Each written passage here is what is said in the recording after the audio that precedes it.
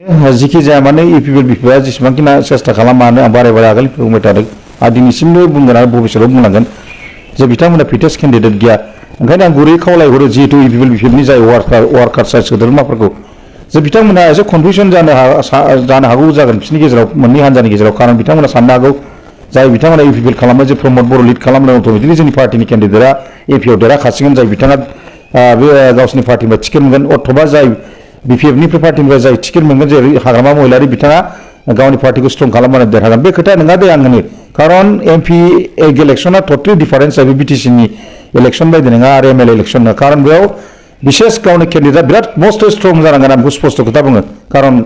आं बेखौ गोबां समनिफ्रायनो मोनथिनो मोनगौ आरो मोनथिदोंबो बेबायदि खेथ्रआव आरोखि दा बेफोरबायदि स्ट्रं केन्डिडेटखौ आं दासिमबो इउपिपिएल नुनो मोनाखै जिहेतु पाब्लिकफ्रा कनफिउसन जानो हागोन गले गले आं बेखौनो गुरै खावलायहरनाय जायो जिहेतु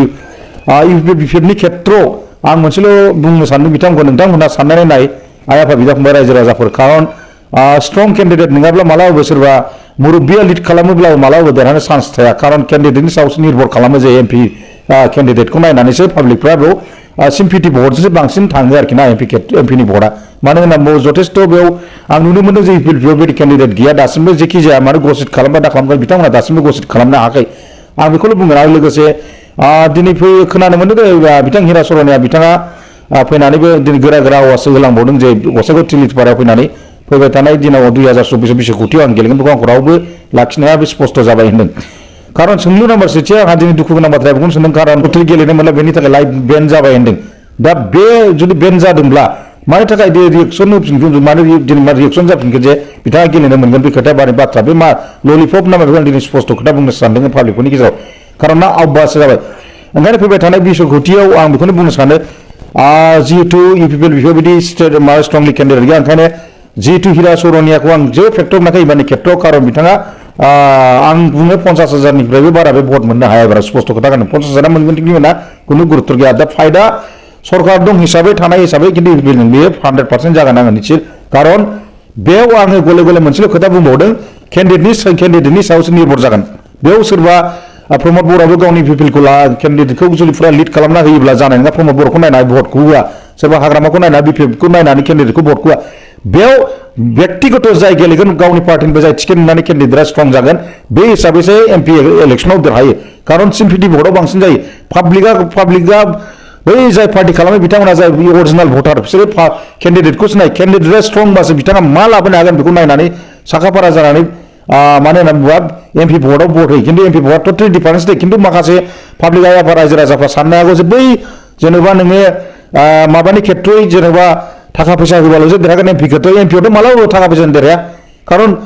नुनो मोनदों जे 10 बोसोर हिरा सर'निया मा सिस्टेमाव नांगौ बानायफ्लानानै बोरै देरहालांखो थाखा फैसाथ' बेनाव गैयामोन खारन एमपिआ जाबाय सिम्पिटि भटजोंसो जायो बेयाव जाय बांसिन पाब्लिकखौ एट्रेक्सन खालामनो हायो कनभिन्स खालामनो हायो बेबायदि केन्डिडेटआसो देरहायो आं बेखौ दिनै स्पष्ट खोथा बुंनो सानो बे मोनसे थार बाथ्रा रायजो राजा एबा बिदा फंबाय मानो होनना बुङोबा इउपिपिएल आं बेबायदि बारे बारे बुंगासिनो दं बेबायदि केन्डिडेट गैया दासिमबो बे स्पष्ट खोथा जल्पना कल्पनानि खोथा बियो खारन आंनि बुंनायनि खारना जाबाय बेनो ओंखायनो आं गुरै मोनसे खावलायहरनाय जायो बिथां इउपिपिएल आरो लोगोसे नांगौबा नोंथांमोना इउपिपिएल खालामो बिटिसिनि खेथ्रआव खालामफिनना जेबो आपत्ति गैया अथ'बा खिन्थु नैबे खेथ्रआव आं बुंनो सानदों इउपिपिएल बेबायदि फिटेस्ट केन्डिडेट गैया जाहाथे खुनु माने गुलाय गुजाय जायालासिनो जिहेतु जोंनि पिआरपि पार्टियाव फैनानै नोंथांमोना नैबेनि खेथ्रआव जे दिल्लीयाव माखासे जोंनि माखासे मोननो गोनांखौ समाधान खालामनो जाहाथे चान्स हो मोनसे आं बेखौ बुंनो सानदोंखि एमपिनि खेथ्रआव खारन एमपिआव मोनसे बिराद पावारफुल भइस गोनां केन्डिडेट नांगौ नङाबा जों ओरैनो बेकार हरनाय जागोन आगोलनि बायदि नङाबा नै आरो दस्रा माबा खैसार जानानैसो आबाव दस्रा देरहालांनो हागौ दा आं बेखौनो बुंनो सानदों ओंखायनो आं मोनसेल' गुरै खावलायगोन जिहेतु दिनैनि खेथ्रआ जोंनि थाखाय जोबोद गोनांथि बारे बारे आं बुंदों बेखौ आरो नै सेकेन्ड टाइम आं बुंबावगोन गोबां समनिफ्रायनो नुनो मोनदों जिहेतु इउपिपिएल बिपिएफनि वार्कार्सफोरा बेखौनो बुंनो सानो एमपिनि इलेक्सना टटेलि डिफारेन्स जायो बे मोनसे सामान्य पन्सायत इलेक्सन बायदि बिटिसि इलेक्सन नङा एमएलए नङा खारन आं 2019आव जेब्ला आं निर्बाचन गेलेदोंमोन इन्डिपेन्डेन्ट हिसाबै आं जथेस्थ' आङो 11,000 जार फले मोननो हादों आं दिन रात